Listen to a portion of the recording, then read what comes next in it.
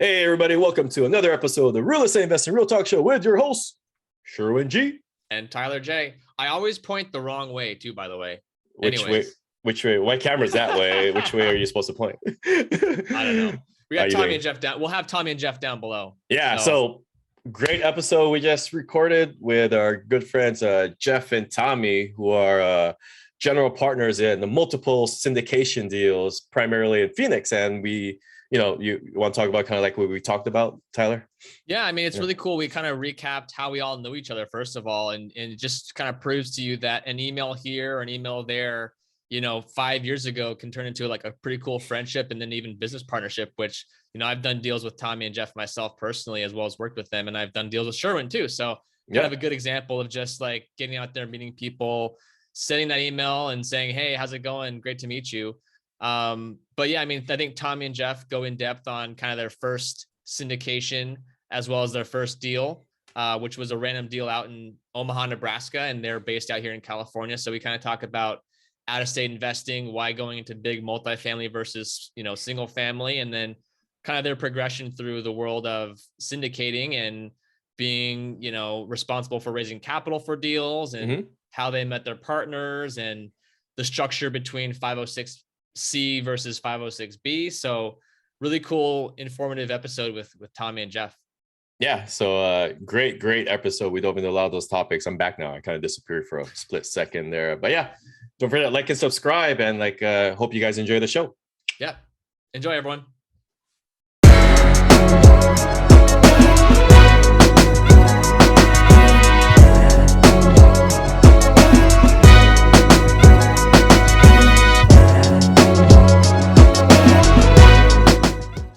Hey everybody, let's welcome Jeff and Tommy to the show. So welcome, Jeff, Tommy. Thanks for joining us on another episode of Real Estate Investing Real Talk with Sherwin G and Tyler J. So so I guess let's quickly, just briefly introduce yourselves. Tell us a little bit who you are, why and how you got started in real estate, and then maybe at the end we sort of can talk all about like how we all know each other. So maybe Jeff, I'll start alphabetical order. Jeff, maybe you can start off telling me about yourself.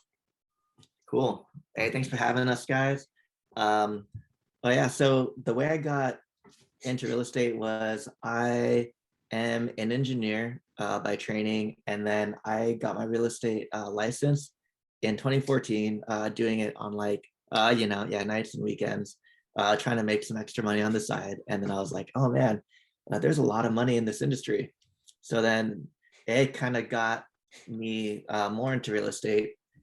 And then it wasn't until Tommy contacted me in around 2017, and then Tommy was like, hey man, are you doing real estate still? And then I'm like, yeah, but as like an agent. And then he's like, oh, how about we try to buy like a couple properties and stuff. And I'm like, all right, I'm down for that. And that's kind of how it started in a nutshell. And like I met Tommy going snowboarding over at Mountain High, maybe over 10 years ago now. So it's been a long time. That's my old stomping grounds, Mountain High, back when I went to college in LA.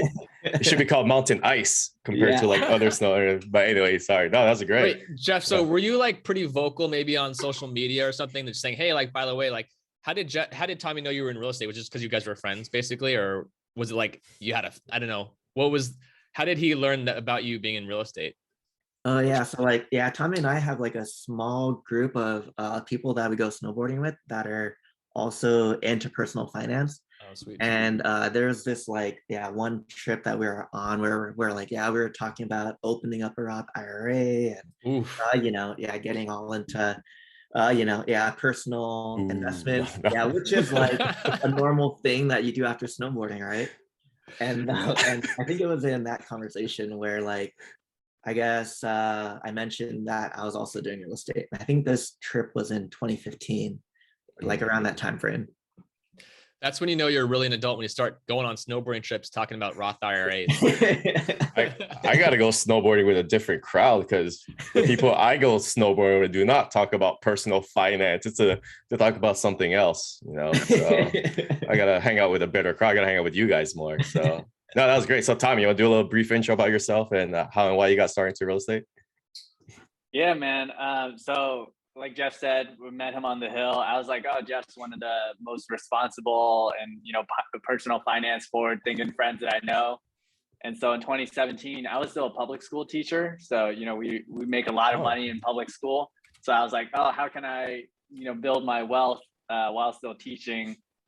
And so I reached out to Jeff. I was like, yo, let's do something in real estate together. Let's put some of our capital to work for us. And then he and I just started learning by doing. We just made a list of all the cities that were growing. Phoenix, Arizona was on there. And we started flying out to some of these cities. We flew out to Phoenix. We flew out to Omaha, Nebraska. And then we connected with like BP members, Bigger Pocket members out there. Asked them for their time, bought them coffee. And then we just kind of slowly learned by doing. Nice. So Tommy, you're still located in the Bay Area. And Jeff, you're down in SoCal, right? Yep. Yeah. Okay, unless you guys are in some exotic place now, because you guys are like high-end, fancy real estate investors. Virtual background. You can live wherever you want to live. So Tyler, how do you know these two? Well, so I was thinking through. It's funny because I we just talked about this earlier, but I met Tommy. I think initially through mutual friends, and we actually found out later that we both went to the same college. So the funny thing is, we both went to UC Riverside. I don't think I ever met you, Tommy, but we have a lot of mutual friends that would play flag football. Like shout out to Andrew, Tom, and that crew. But I remember getting, I think Tom like sent me a OM for one of your first properties that you were like raising capital for. And I was like, oh, this is the Whitehaven crew. Like, who's Tommy? And I kind of knew Ben at the time. So I don't know, we just kind of connected via email, and there were a lot of similarities, I think, in kind of our philosophies on investing and really just life. And there was a lot of convenient factors too. I mean, Tommy worked at the time a couple blocks from me. We met up for, after work. Well, I wouldn't even say drinks, because the first time we met, I remember Tommy was like, should we go grab some drinks? And like in the consensus was yes. But then we got to like the spot and we're like, well, we don't really want to spend money on drinks. So let's just like sit here and talk in the park. So like we went for drinks, but we never ended up drinking anything. We sat in a park talking. So anyways, that was a fun experience. And I was like, I knew I would connect with this guy if he also agreed to not go for expensive beers in the city and would rather just sit in a park talking about finance and real estate. I'm like, this is my dude right here. So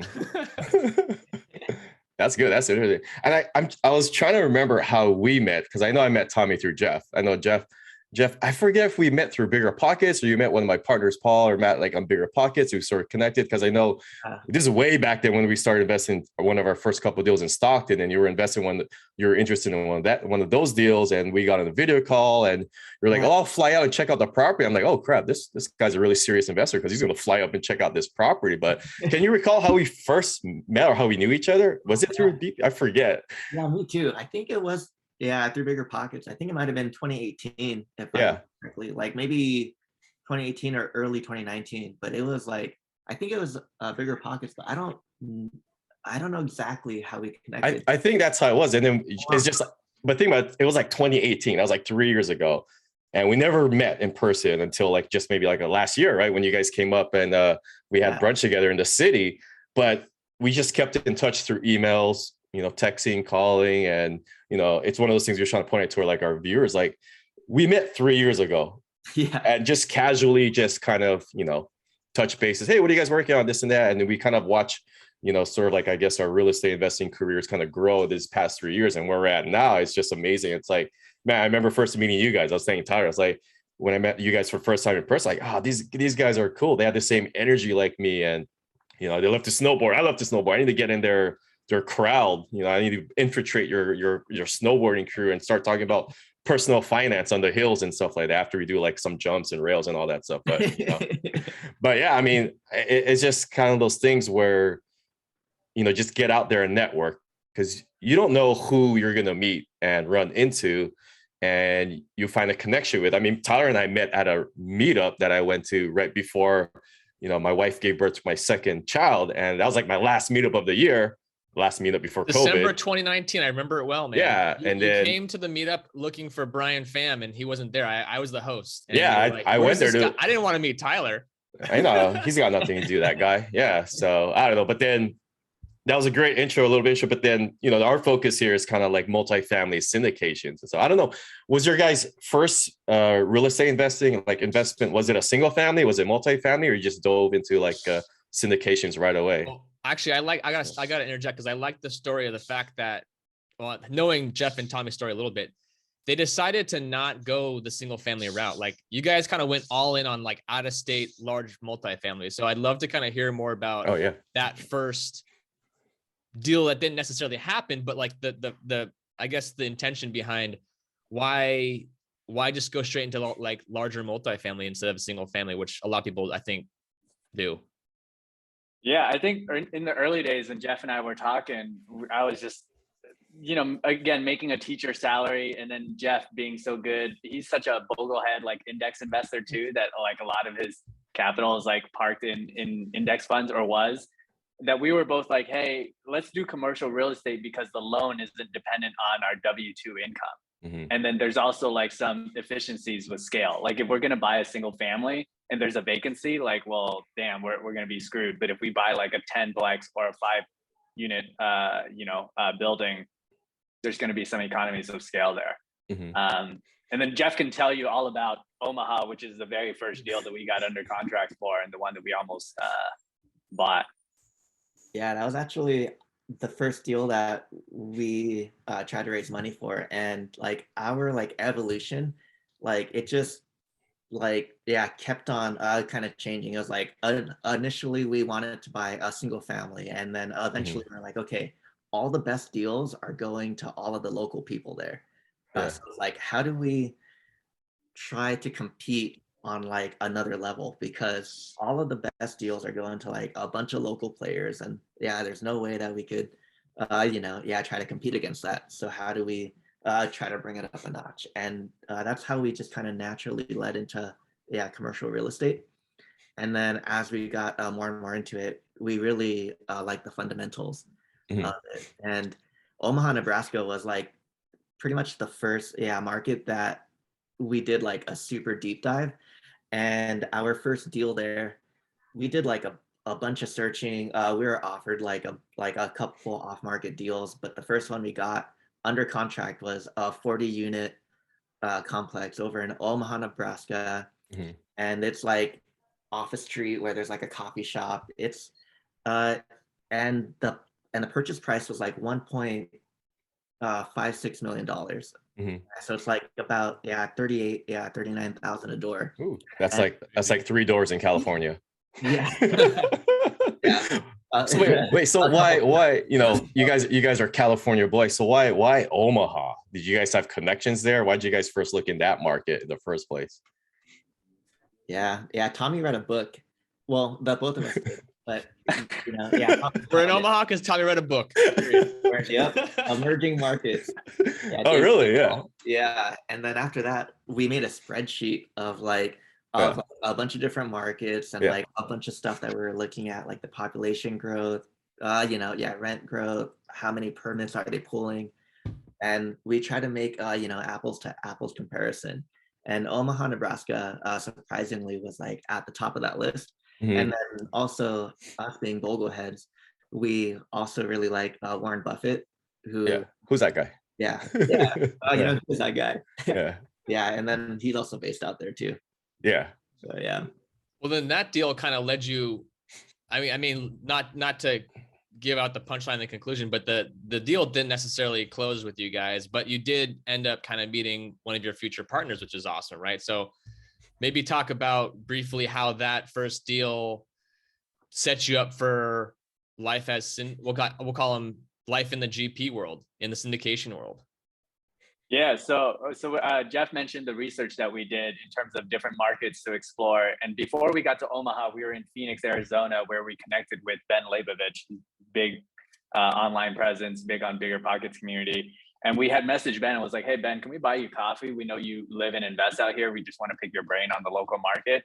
And then when we got under contract for that 40-unit complex in Omaha, we messaged Ben and was like, hey, Ben, we know you've been in this space.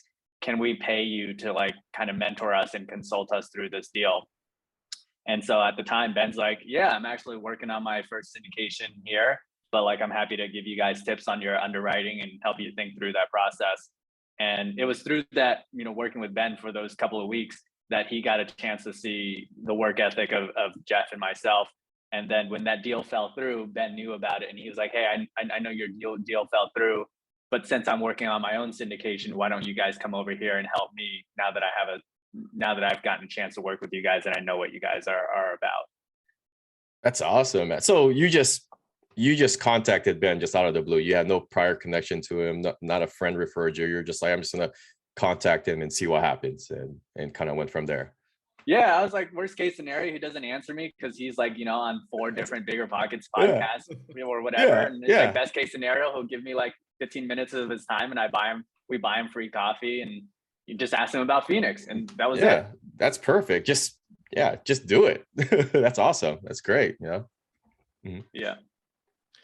So, okay. So now your deal in Omaha fell through. You're kind of in with Ben and his crew, and he's starting to syndicate in Phoenix, which is a hot market, which we all know.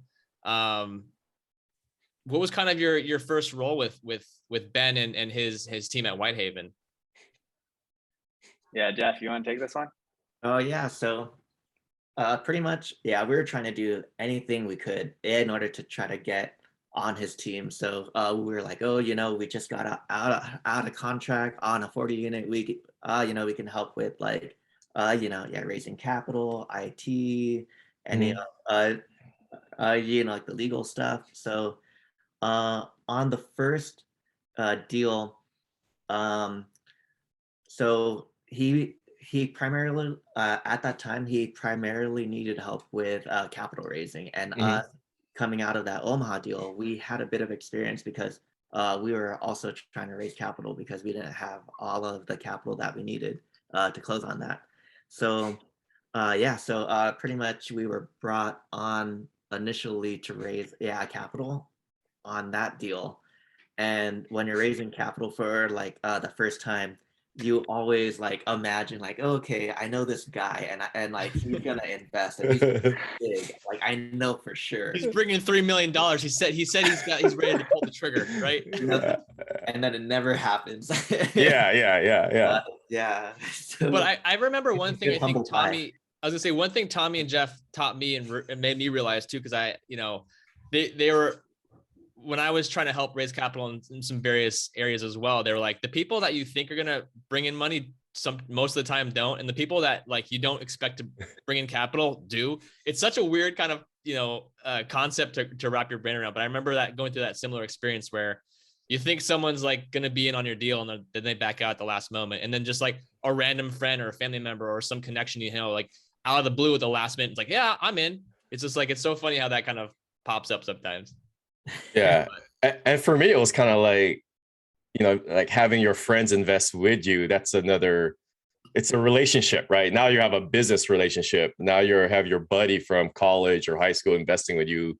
And you're like, wait a minute, I used to go out drinking with this guy or blah, blah, blah. Now he's going to invest with me and be in charge of my assets and my capital and so forth. But this is like probably like one of the number one questions we always get asked by investors is capital. How do you get single family, I can do it on my own, but buying a 40 unit, how am I going to do that? But a lot of people don't realize the barrier to enter is actually a lot less because you partner up with a lot of different people. And, one of the questions we always come across is like, well, how do you start raising capital in the beginning from day one? Like no experience in multifamily.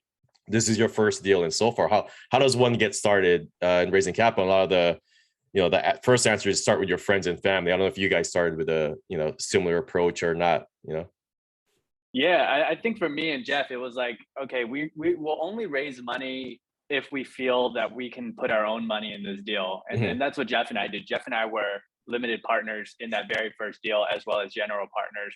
And so Jeff and I combed the crap out of that offering memorandum. We like drove out to Phoenix multiple times, like interviewed Ben, asked him questions. We did secret shopping. We went to the competing apartments and like pretended to be like, oh, we're moving here from California. Can we see a 2-bedroom, 2-bath? How much are those renting for? Yeah. And it was only after we'd done all that, and Jeff and I were like, all right, let's both like commit our own capital in here. And then now it made fundraising a little bit easier. So then we just went to friends and family and told them like, hey, this is what we're up to. We're putting our own money in here. Are you interested in investing alongside us? Now, those are some of the easier conversations. I think Jeff and I both have very funny stories of like hitting up anyone in our phone book who we haven't talked to in like 5 years and was like, hey man, what's going on? What's new with you? Oh, by the way, you interested in dropping 50,000 along with me? And some people like straight up, some people just straight up didn't respond to us because they were like, just be like, what? I haven't heard from you since college, and now you're messaging me about 50,000. But Jeff, I don't know if you want to add anything else, but that's that kind of the approach that I took on that very first raise. Yeah, same here. I think the most important part was us doing our own homework on like each and every property, because then that really helps us understand what the business model is, and it really helps us like it's like if Tommy and I did a bunch of homework and then also are putting in our own capital, then it's a lot. But we had like a lot of interesting conversations. Tommy and I would like text back and forth, and like I'd let him know like, oh, I got ghosted again. Like have a tally mark of like, okay, I got ghosted. I mean, you have to do that, right? Like I remember like I started with friends and family, obviously, because it's a lot easier. Start off with your circle within your network first, right? And then out of that network, maybe like 2 out of 50 or 100 will invest with you, which is great. The rest are still unsure because they're like, Sherwin, you invest in real estate? I didn't know that. When did this happen? It's just all of a sudden, and it's definitely a problem. I don't know if you're a problem. Like, you got to kind of ease it in there where you're like, hey, Jeff, how's it going? We haven't talked in a while. You can't just be like, hey, Jeff, how's it going? Hey, by the way, you want to invest 50K with me? It's like, what are you talking about? You got to like kind of like massage them a little bit, plant the seeds, I guess, and let it grow a little bit. And then all of a sudden hit them with that OM in their email. I'm like, what is this? So I don't know if Tyler, you have similar, similar ways or processes. Well, I just got to say, I think Tommy and Jeff do it the right way. And I've seen a lot of people that are helping out in a capital raise. And it's like, have you been to the property? And they're like, no, I haven't seen it. And they're just like trying to raise capital for a deal that looks great on paper. But like Tommy and Jeff, they fly out to the market. They're obviously very close with Ben and Sam on the ground there. And I remember I flew out to Mesa, Arizona with both of you guys once. And we were walking through comps, and we had a story. I was going to ASU. We had this whole story built up to just try and check out some comps. And that was super fun to go through that with you guys, but it just shows the due diligence you guys do on your end. And again, the fact that you guys put your own money in as well. I think that just, once people build and earn your trust, and you guys have a track record now, it's actually pretty easy to raise capital. I don't want to say easy, but I'm sure it's become easier as you've now exited multiple deals and you have a track record. So, I don't know if we have any more questions related to kind of capital raising, but I also wanted, I think one of the biggest questions that we always get asked, and I think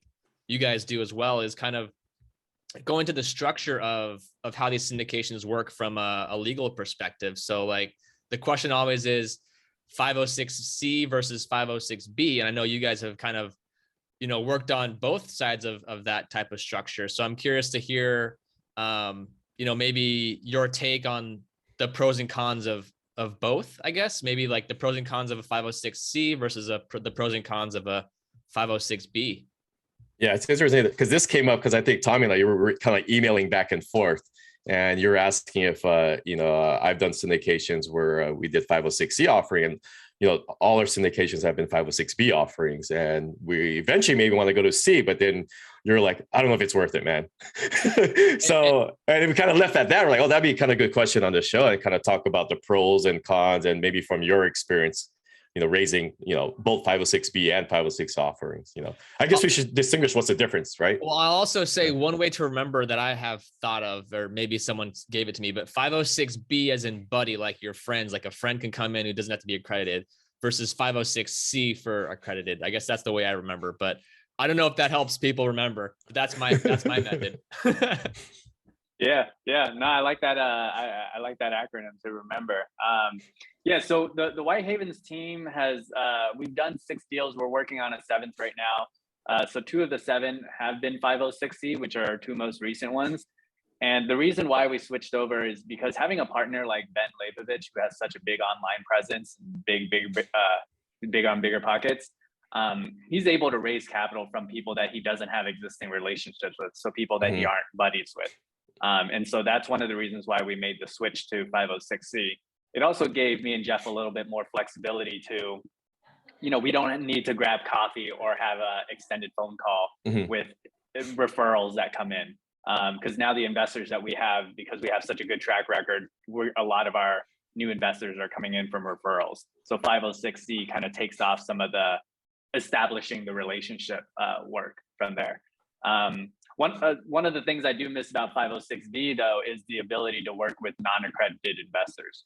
506C, you can take money from anyone, you can advertise on social media, but you can only take money from people, let's keep it real, people who already have money. And so one of the biggest things for me is just like, I want to make sure that I don't forget where I come from, or we don't forget where we come from, and we're still helping people that haven't made it yet, that don't have a net worth of $1 million. I want to help them build their net worth. So that's one of the drawbacks of not having done a 506B recently.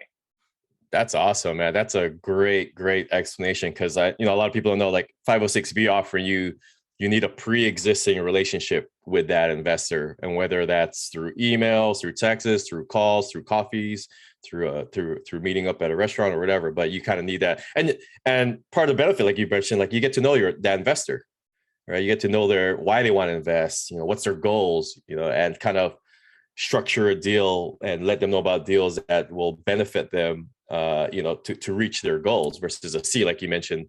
They're just, they're great. They got money, they're credited, but you don't have that relationship. I guess you still could, interview them and talk to them if they want, but they're usually kind of busy and maybe don't want to do any of that stuff. They just want to put their investment in, just be on their way and so forth. Right. So, So that, I think that was a super good explanation, by the way, Tommy. And I think it kind of got me thinking, do you, if you're a syndicator or a general partner and you're looking 5-10 years down the road, and you want to be, a big investment group, and you're expanding, do you feel like the natural progression is to eventually kind of, build your track record with the 506 kind of B structure, and then once that track record is built, kind of move towards the 506C, so you can kind of scale even faster and not have to go to all those meetings? Or do you think that just happens to be your strategy at Whitehaven right now? Yeah, I would say it's more dependent on the personnel. Like if you look at your team and you look at what your team enjoys doing, if the team enjoys like having podcasts or having a big online presence and developing that marketing channel, I think the 506C definitely makes sense. For us, we have such a big superstar on our team, like Ben Leibovich. So it makes sense for us to do something like that. But I think there's also admirable to stay in stealth mode, and just be that sponsor that's just killing it, doing all 506B, building their investor base slowly and all through like friends and referrals and all that. I think that's equally a decent path to success as well. I just really think it's based on the resources you have on your team. So I know we're coming up on time, and we want to be respectful of that. So maybe Sherwin, you can ask one more question, and maybe I'll ask one more question. But one more question. I don't know. What's on your mind, Sherwin? I don't want to take too much. Well, it was a good segue, Tommy. Like talking about like building up your investor base. I guess how does one build up their investor base? How do you guys meet your investors? I know we had this conversation a while back talking about, hey, do you guys post up on social media? Is it worth time even doing that or not? And we're kind of going back and forth and so forth. But how do you meet your investors, whether it's through, BP, through social media, through conferences or referrals or whatnot? How do you guys meet your investors and sort of build up your investor base? Yeah, so I can quickly answer, and then I'll let Jeff chime in as well. So for us, early on, it was friends and family. And then we took a look at everyone who invested money with us, everyone who responded, and we kind of categorized them. Okay, how do we know this person? Was it a professional relationship? Was it a personal relationship? And then we did some like interviews with our investors. We'd be like, hey, what prompted you to invest with us? Like, why commit $50,000 or $100,000 with us? And then a trend started coming up. And based on that trend, it was just like, oh, really, it's just who Jeff was as a person, who I was as a person. And so we noticed one of the trends that came up was just a referral. Like that's the way that we grow our investor base right now.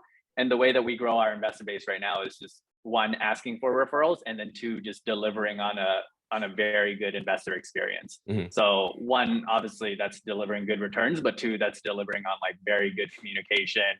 We're available for them for phone calls and meetings and coffee chats. And so, yeah, I would say referral is the biggest growth engine for us. Jeff, I don't know if you have stuff to add. Yeah, same here. Like I would say referrals is like our number one engine of like having new investors.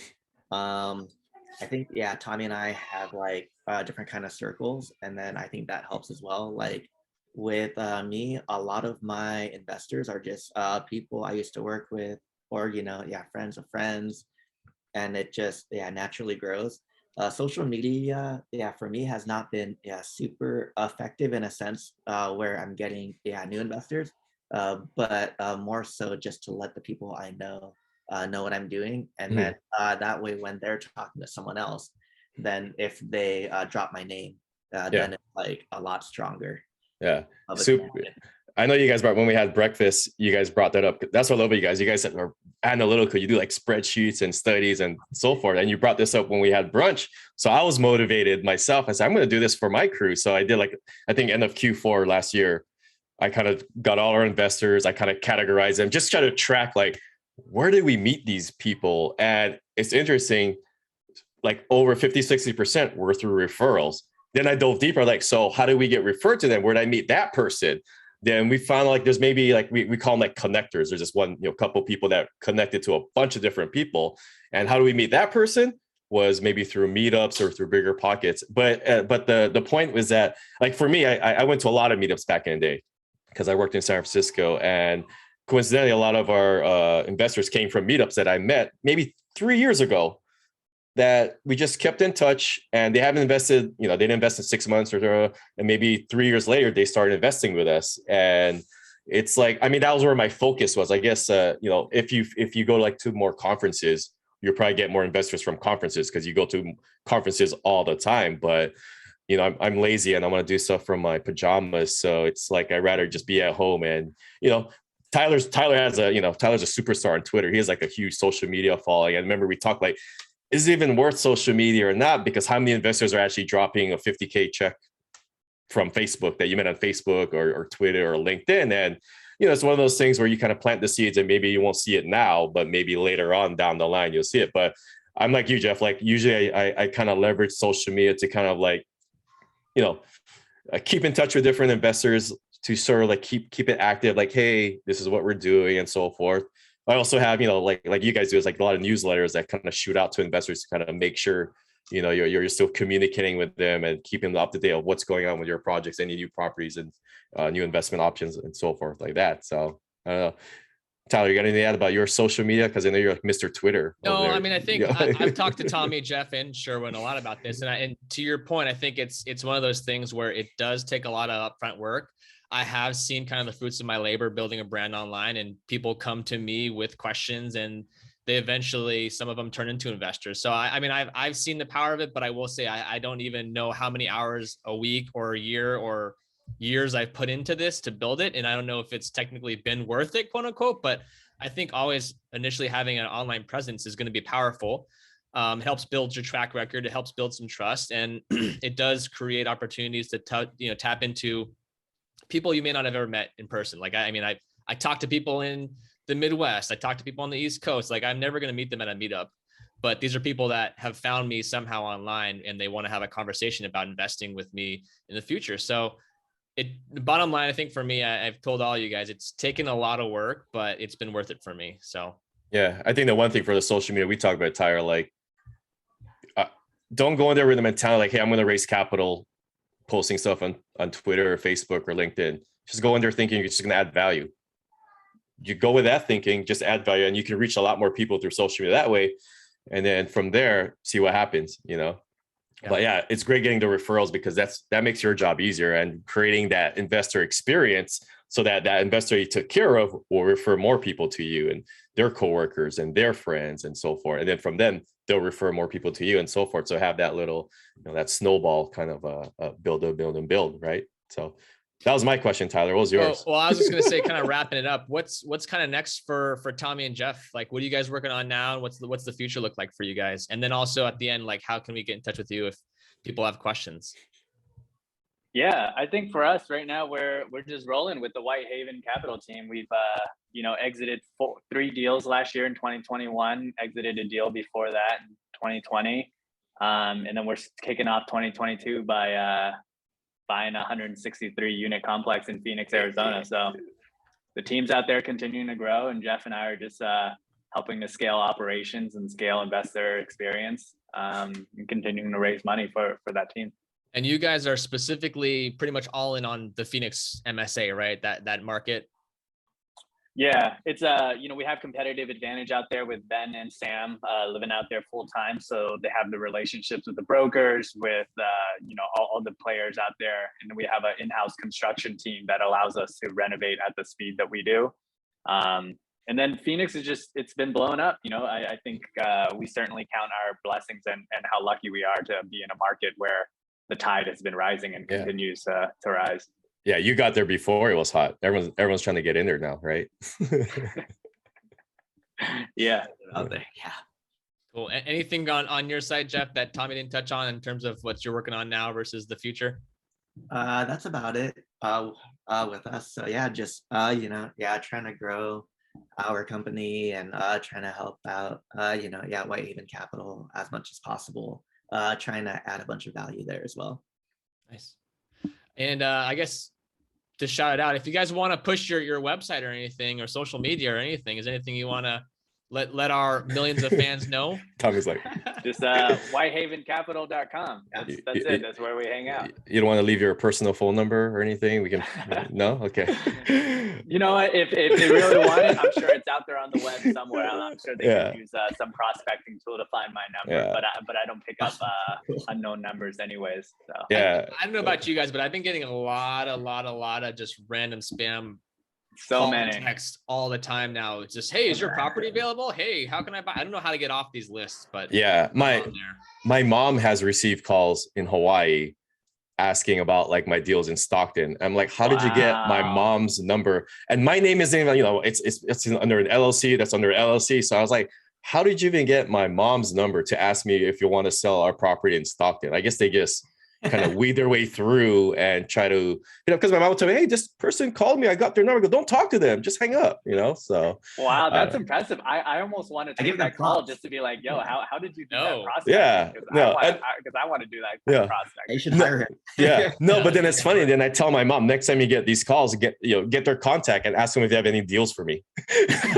So I have my mom like kind of networking out there for me, at a side hustle for her because she's retired and can take calls all day long. But but then no, it's great. It's great. Congrats on getting that deal. I'm looking for a deal. I want to invest with you guys. I know Tyler's got a stack of cash just laying around too because he exited deals with you guys. So I'm looking to get some deals this year. But that was a great kind of intro to your guys' self and sort of like dive into the world of syndication, particularly like raising capital and building up your investor base.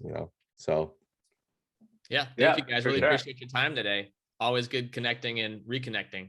Yeah, I gotta set up this snowboard summit with you guys and get in. I've been trying to push myself and try to get in that crowd. We gotta do that. We gotta do like a snowboard retreat. We can do we can film like a live show. And we never done like a live REI show, huh, Tyler? Yet. On the slopes, in the cabin with all the shenanigans that's going on. I went to Tahoe a couple of weeks ago for the first time in a while, and I'm not good at snowboarding, but I did go sledding. Nice. Cool. Yeah. See, we can just go up there, and one of the things that Jeff and I have been wanting to do is I kind of want to play Monopoly with everyone in real estate. And let's do it. Monopoly game. I think it'd be. We can live Twitch it, buy everything. Oh my God, I think I would either win or lose. I don't know. I don't know.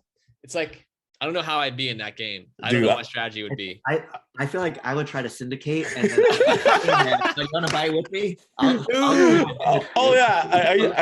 used to like 30 split. Yeah, I used to swindle deals like, hey Jeff, I'll give you boardwalk, but every time I land a boardwalk or Park Place, I don't have to pay rent. I've never tried to raise capital in Monopoly. That's amazing. Yeah. I guess that's the cash flow syndication game or whatever.